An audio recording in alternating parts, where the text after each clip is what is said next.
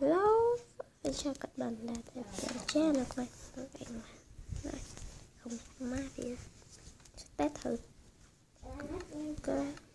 từng đó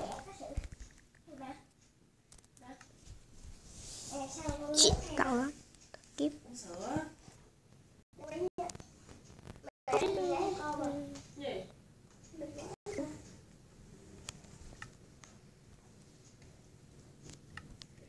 chơi mà Dũng chơi quên hết đâu rồi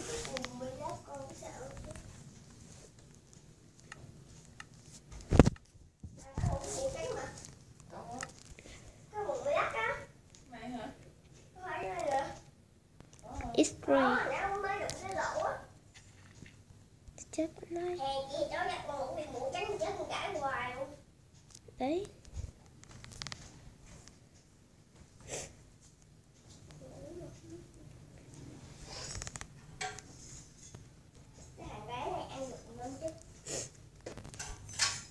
trời con còn nó ghê hơn mình đúng không em đó em đó rồi chữ mini mà đèn con gà đấy đập nó chết được con phải dùng kiếm đây mất quay chưa đang quay mẹ ơi hiện tại mình đã giống chị em chị em thì nó không che màn hình mấy cái heo mất rồi kìa đây bây giờ mình chiếc vàng đi chẳng được thằng trộm đây đừng nhọn ra hết có hai con rồi đặt cổ rồi sinh tồn là vậy nè giờ bớt là sáng tạo đây bản beta nè bạn thử thôi link channel sẽ không nên để đâu link channel để đi channel của Genta có xích ba các bạn tem bây giờ đây mình tạo lên hiện tại mình chỉ có link các bạn lên channel Genta bằng tải nhé yes right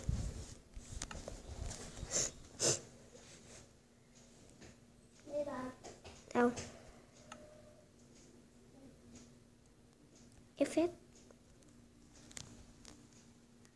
trời ơi đi qua rồi clear gen 128 nó bất tử nè vô hạn nè đây đóng cái phát chết heo đừng vô đó hướng lờ đang ở trâu nhất vẫn chưa mấy lấy mốt rồi con để nó phép lấy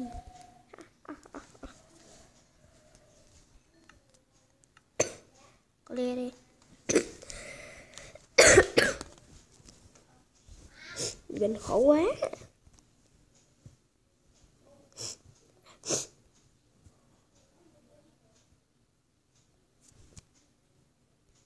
thì player biết nè hay lắm đấy oh my god it's the boss hơn the last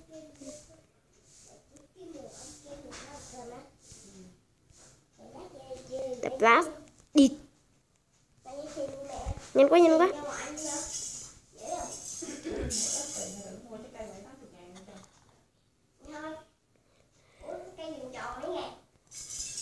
cây em không có nói đừng mua 3 cái trái cây mà bịch bịch nó hả mà ngoài nó 70.000 mắc lắm hiểu không? dạng cây mà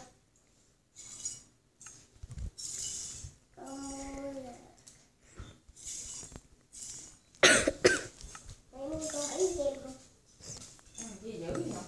không? chiếc